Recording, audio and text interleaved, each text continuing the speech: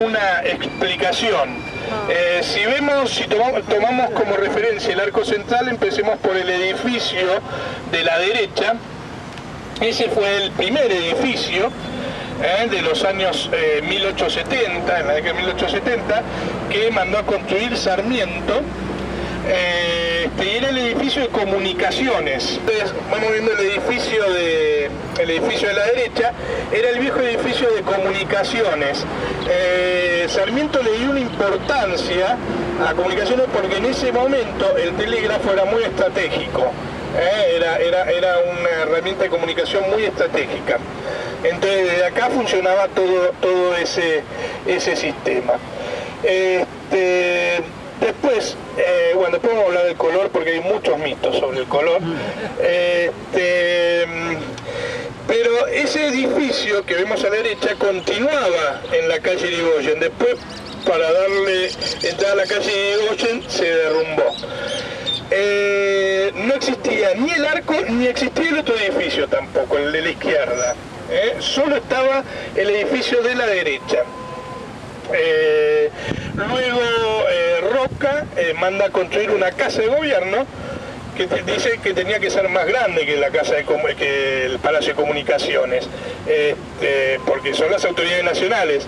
Entonces, en su izquierda manda a hacer la casa de gobierno, que sería el edificio de la izquierda. El arco no estaba. Donde está el arco había solo una calle. O sea, eran dos edificios independientes, cada uno con una calle en el medio. Después el arquitecto Tamburini es el que manda a construir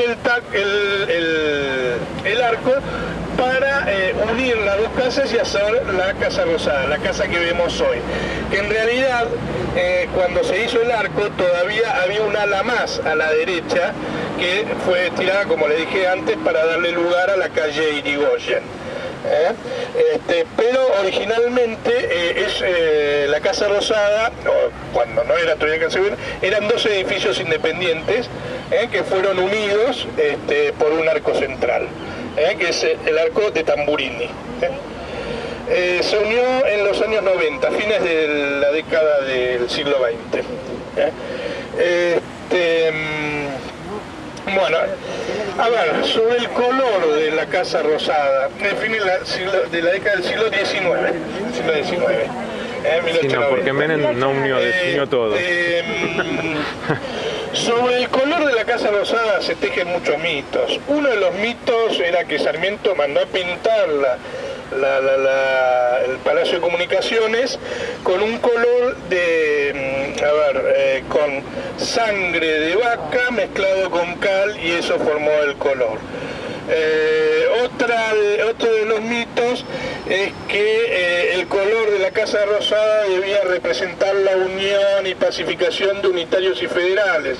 Recuerden el color blanco y colorado, entonces por eso la Casa Rosada.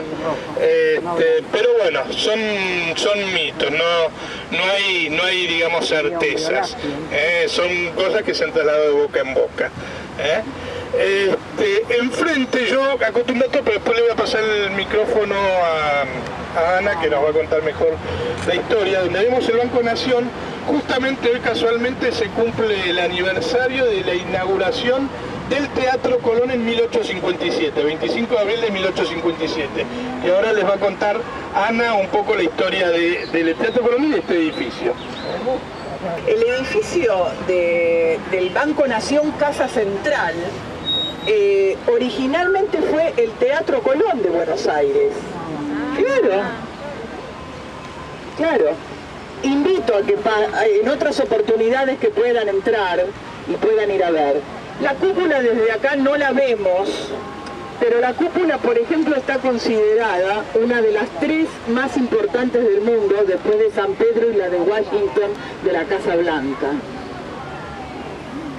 La hizo el padre del presidente Carlos Pellegrini, Charles Henry Pellegrini, que era un ingeniero y arquitecto de mucha capacidad que llegó de Francia. Bueno, todo eso lo ha hecho él y ha sido una obra magnífica. Se trajeron para la inauguración de un día como hoy a Tamberlik, que en ese momento era el tenor más importante del mundo, y una cantante italiana que ahora no me acuerdo, porque como siempre algo falla. Lo mejor en lírica lo trajeron para la inauguración de esta construcción y de este Teatro Colón. ¿Qué más podemos decir? Fue inaugurado y toda la sociedad de Buenos Aires era muy afecta a la música, y especialmente la música lírica. Se necesitaba imperiosamente tener un teatro, tener un teatro que nos representara. La primera influencia musical fue obviamente española e italiana, y luego se fueron incorporando lo francés y lo inglés. Obviamente también en la arquitectura pasó algo similar. Primero entró lo colonial español, después lo italiano, y posteriormente se fueron agregando otras líneas de construcción. Pero bueno, ha sido breve porque no quiero demorar. Esto fue el origen de nuestro Teatro Colón. Así que si alguna vez pueden visitarlo adentro, se han utilizado los materiales y todo lo mejor que había en ese momento. Y les vuelvo a repetir, trajeron a Tamberlik, que era el cantante de ópera más importante de la Scala de Milán, de Suiza, de todo lo mejor lo habían traído acá. Bueno, breve reseña. Muchas gracias, Ana. Para agregar como dato ahora el edificio del Banco Nación, el edificio del Banco Nación fue construido por el arquitecto Bustillo, allá en los años 40. El Colón se mudó a fines del siglo XIX, principio. Claro, por 1908 se inaugura el otro. El nuevo Teatro Colón, el que está allá en Piamonte. Una curiosidad es el edificio que, a ver si se puede ver, que está atrás del Banco Nación, lo que sería la esquina de 25 de Mayo y Rivadavia. Van a ver no, allá. Unos arcos. Mucho no se ve, lo topa justo las palmeras. Una recoba. Ahí funcionaba el Hotel Nacional. Enfrente al Hotel Nacional y enfrente a la Casa Rosada estaba la vieja estación de tren, que después fue mudado a Retiro, pero empezaba acá. Después, a principios del siglo XX, tuvo un incendio y decidieron empezar desde Retiro, o sea que esa sea la terminal de tren. Pero originalmente estaba acá. Entonces, todos los que venían en tren, algunos hacían parada en el Hotel Nacional. Había otros hoteles al lado de Alem en aquella época. Estamos hablando entre mediados y fines del siglo XIX. Y ese viejo Hotel Nacional tiene una interesante historia, que es que en 1873, cuando fue la gran epidemia la gran epidemia de la fiebre amarilla en Buenos Aires, recordemos que la ciudad en esa época era todo lo que es San Telmo, Montserrat, o sea, hacia el sur. Hacia el norte había muy poco, si bien había construcciones, era muy poco, pero el casco urbano, el centro urbano de la ciudad era del otro lado. Pero todos los visitantes venían hacia este sector, que era donde estaban los hoteles en aquella época. Recordemos la vista al río, porque el río comenzaba donde es Paseo Colón. En 1873 quien gobernaba era Domingo Faustino Sarmiento, que bueno, implementó una política de la generación del 80, el iluminismo, el liberalismo. Era muy polémico. Acuérdense que está la famosa frase de él, civilización o barbarie, que la civilización era lo europeo, la barbarie era lo criollo, para decirlo de alguna manera. Es cuando empieza a europeizarse Buenos Aires, y bueno, eso trajo que muchos desertaran, muchos que estaban contrarios a estas políticas desertaran hacia Uruguay o hacia Brasil. Porque había una cierta persecución. En la época de la fiebre amarilla, muchos esos perseguidos tenían familiares acá, entonces venían escondidos, y uno de los lugares o escondites era el Hotel Nacional, que les permitía ingresar porque, digamos, los dueños de los hoteles eran, no amigos, pero bueno, tenían cierta afinidad con estos contrarios a Sarmiento y los inscribían con otros nombres en sus habitaciones. Bueno, un viejo escritor y periodista que estuvo desertado en Brasil, se instaló acá porque su familia estaba padeciendo la fiebre amarilla y aprovechó para terminar un famoso libro que estaba escribiendo en Brasil y que lo terminó acá, irónicamente justo frente a la casa de Sarmiento, que es el libro Martín Fierro. Y José Hernández era ese periodista que después, bueno, fue senador y que bueno, vino de incógnito porque su familia es la fiebre amarilla. Lo irónico es que terminó a metros de la casa de gobierno donde residen las autoridades. Básicamente tres conceptos.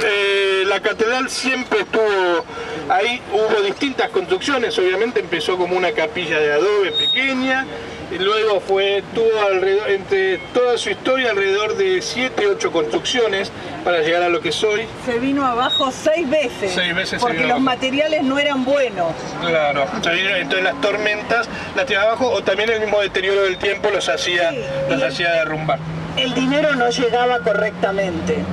Pues el dinero tenía que venir de España, obviamente siempre los desvíos a la orden del día.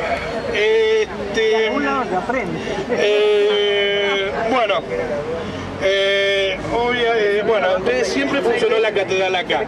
Van a ver que en el triángulo, en el frontispicio, hay una escena eso fue hecho también en 1856, que es la escena de Jacobo con el encuentro de José, sus 12 hermanos, y van a ver 12 columnas que representan las provincias que formaban en aquella época la República Argentina.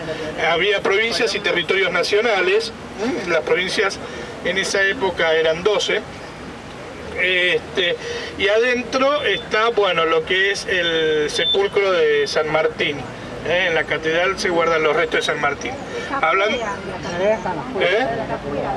Bueno, eso es un mito que a mí no me gusta contarlo porque no es tan así. A ver, yo lo voy a contar, pero yo no estoy de acuerdo con lo que se cuente, porque no es tan así. O sea, si uno nota, la casualidad hace que la construcción, si vemos ese techito azul, ahí está la construcción de los restos del mausoleo de San Martín.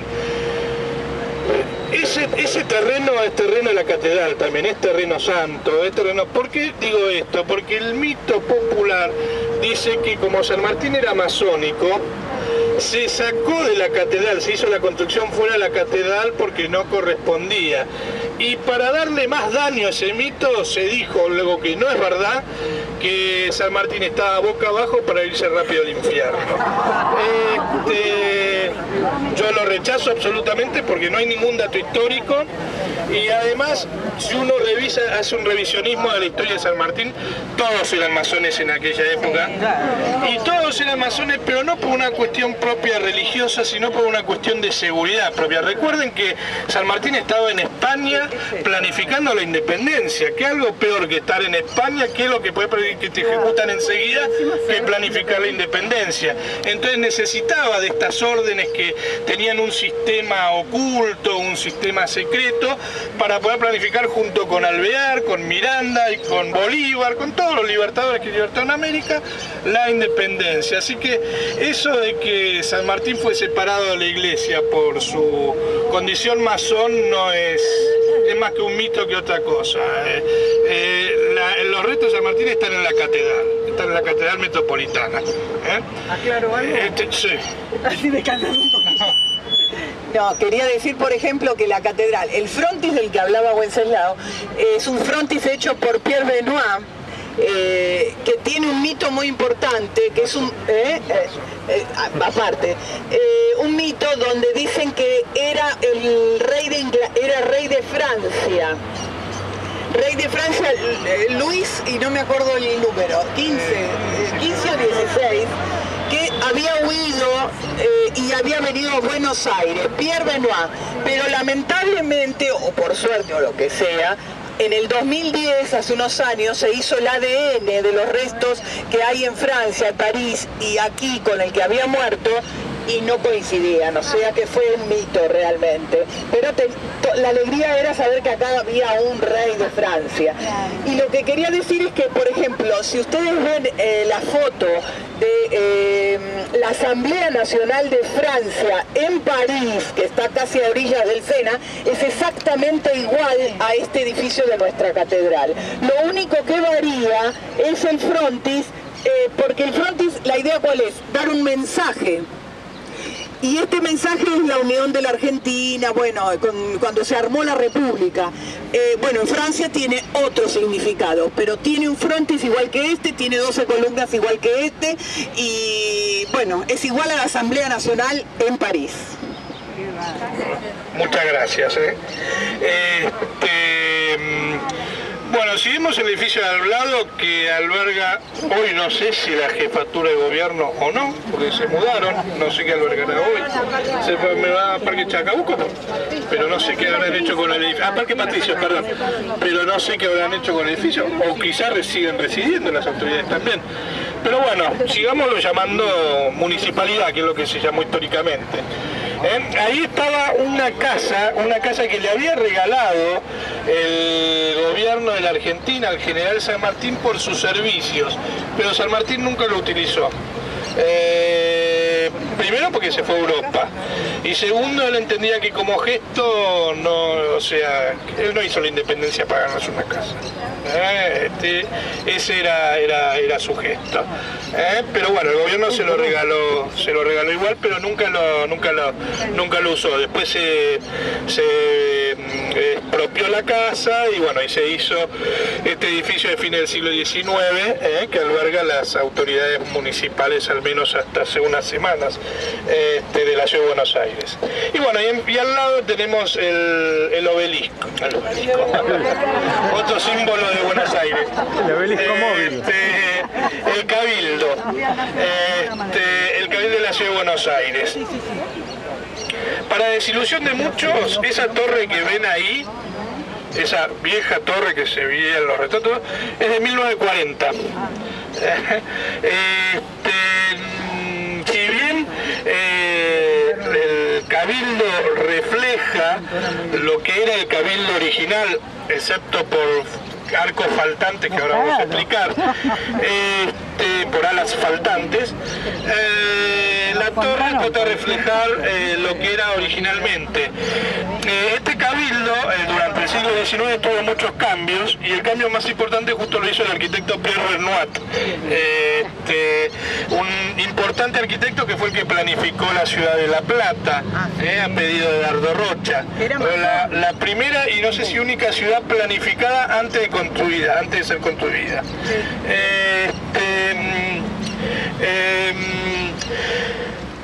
Se le dio la indicación a Pierre Benoit de hacer un edificio, de remodelar el cabildo, pero un estilo italianizante. Volvemos al europeo, a la europeización. Italia, Francia, representaban todo ese iluminismo que era en contra, que era una corriente en contra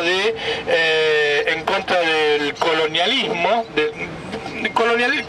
Colonialismo hablo como arquitectura, no como hecho político, o sea, contra las casas coloniales. Por eso, lamentablemente, Buenos Aires, a diferencia de otras, por el movimiento de generación de los 80 fue tan fuerte, que Buenos Aires, a cambio de otras, tiene muy poco edificio colonial, casi nada. Ustedes vamos a ir a ver, van a ver que no vamos a encontrar muy pocos residuos de esas casas coloniales.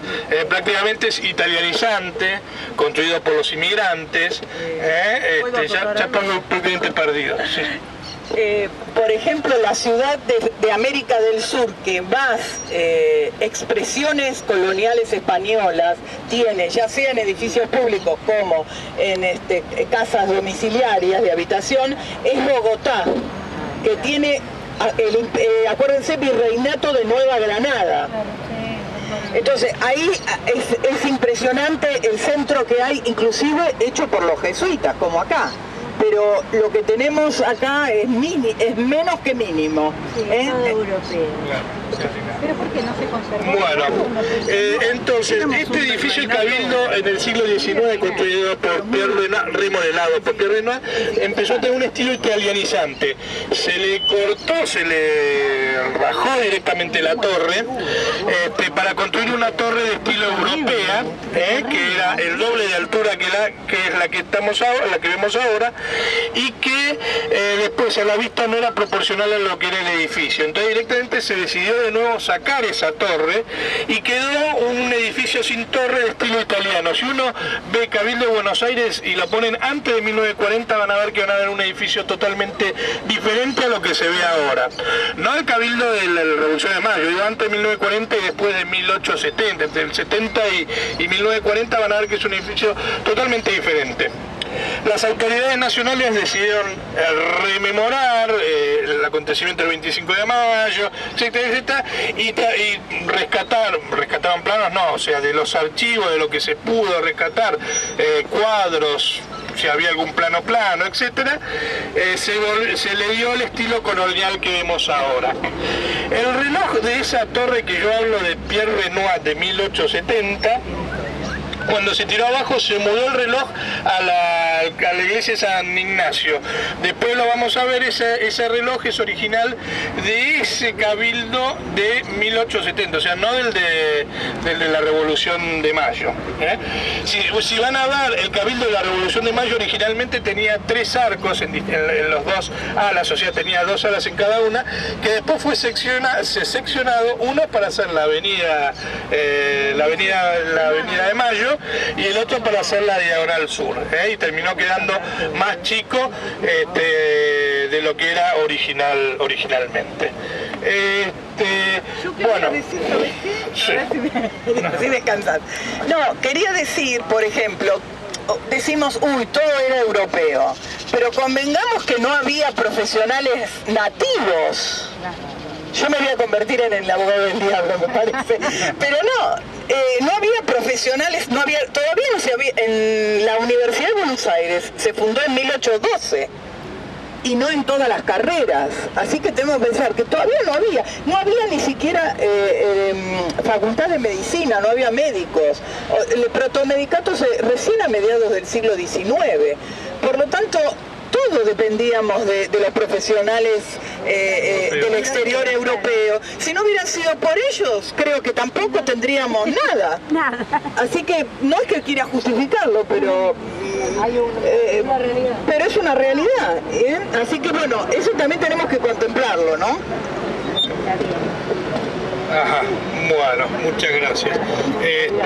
Ahí sí, y esto también me pone en abogado del diablo, hay un debate de si las ciudades tienen que ser móviles o no. O sea, mantener lo viejo y construir lo nuevo en otro lado, y no sobre lo viejo, pero bueno, son viejos debates. Yo hablo de los profesionales, italiano y francés, pero lo que pasa es que no había. Sí, eso es verdad. ¿Dónde está el arquitecto argentino? El arquitecto argentino, si la facultad se creó en 1812, hasta que inició la carrera, o hasta que, y estamos a mediados del siglo XIX, todo lo anterior, ¿cómo se construyó? Claro, sí. Lo anterior fue construido por los jesuitas, como decía, por el arquitecto Blanqui, que era jesuita. Exactamente. Y la medicina también había que ir a los sacerdotes que traían de Europa los conocimientos médicos. Si alguien se descomponía a la noche, había que ir al convento a ver quién lo podía curar. Así que bueno, para terminar en este sector, acá Darío nos va a compartir una carta de la época de la Guerra de las Malvinas, que tiene que ver con la plaza. Y bueno, nos va a compartir un poco de eso, y después nos vamos a sacar la foto grupal para ya empezar a entrar a la calle Defensa. Bueno, esta carta corresponde a Buenos Aires, 22 de abril de 1982. Querido soldado de la patria, tenés razón al tener miedo, porque yo también tengo miedo, aunque no estoy tan cerca del peligro como lo estás vos. Pero hay algunos compañeros tuyos que están en las islas que realmente estarán en una situación bastante jodida. Te digo que a nivel general todo el mundo tiene miedo por lo que puede pasar y te diré que el tema de hoy en todas las conversaciones es el mismo. Yo estoy siguiendo de cerca en los diarios todos los acontecimientos y me doy cuenta que las cosas están manejadas muy bien por nuestros diplomáticos argentinos y nuestros militares. Casi todos los países que integran la OEA nos apoyan. Se manifestaron en contra de Gran Bretaña. Estos hijos de puta de los ingleses nos quieren correr con la vaina y les salió mal. Pensá que cuando salieron de los barcos navegaban a 30 nudos por hora y bajaron a 15 y ahora van a 8. Están tratando de demorar la llegada. Pienso que es para que las cosas se solucionen antes pacíficamente. Ellos saben que si intentan recobrar las Malvinas van a tener que bancarse a nuestra Fuerza Aérea que está lista y bien preparada. Confío plenamente en los funcionarios de nuestra Cancillería que están negociando porque son de altísimo nivel. Por lo tanto debemos estar tranquilos que esto se va a arreglar, pero te aseguro que todo el mundo ya conoce a la Argentina como un país que defiende sus cosas con la valentía y el honor. Te digo que todo el mundo ha puteado a las Fuerzas Armadas por todos los problemas políticos y económicos, como vos muy bien sabés, pero no te imaginás el apoyo que tiene en este momento. Yo te cuento que en realidad no sé si estás informado lo que pasa. ¿Ves noticieros de TV? ¿O lees los diarios? Decime esto en tu próxima carta. Te contaba, el apoyo de las Fuerzas Armadas es de todos. El día sábado 10 de abril del 82, en Plaza de Mayo hubo una concentración en apoyo al gobierno a las 11 horas, justo al mismo tiempo que nuestro presidente se reunía con el representante de Estados Unidos, Alexander Hay. Yo fui, no te imaginas lo que fue eso, era un mar de banderas argentinas, de carteles alusivos a nuestros soldados. Se calcula que había en la plaza 300.000 personas. Me emocioné mucho porque cantábamos cada media hora el himno nacional. Todo se hacía para demostrar al yanqui que estaba en la Casa Rosada que todo el país estaba con nuestros soldados, que se las están jugando en el sur y uno de ellos sos vos. Cuando tengas miedo, pensá en eso, que te va a ayudar. Tené la seguridad de que los 27 millones de argentinos tienen los ojos y el corazón puesto en ustedes. Es la pura verdad. Creo que en alguna carta te dije que debes estar orgulloso de ser soldado, por lo que, te repito, ustedes son la esperanza de la Argentina. Y te aseguro, a partir de ahora no nos van a subestimar más. Estoy seguro esto se va a arreglar. Existe la mejor voluntad del gobierno en establecer una negociación pacífica. Pero no van a ceder la soberanía. Así debe ser. No te imaginas cómo se huele el patriotismo en la calle con la gente, que hablas, en todos estamos de acuerdo con el paso dado. Lo que nadie quiere es la guerra, pero de llegar a ella la mayoría estaremos de acuerdo con ayudar de alguna manera. Hoy a la noche voy a ir al cine porque los empresarios cinematográficos van a destinar la recaudación de todos los cines al Fondo Patriótico. Este es un fondo destinado para ayudar a las tropas afectadas en el sur. Te pido que no te hagas problemas, pero sé consciente de tu deber como soldado. Sé solidario con tus compañeros que están en el frente y pedí a Dios por ellos y tené fe de que está muy próximo a arreglarse, porque los ingleses no son boludos. Ellos vienen en los barcos desde Inglaterra chupando cerveza y whisky, mientras que nuestros soldados los esperan bien fresquitos y preparados. Están seguros de que lo que vamos a sacar cagando, lo que pasa es que no saben cómo hacer para volverse.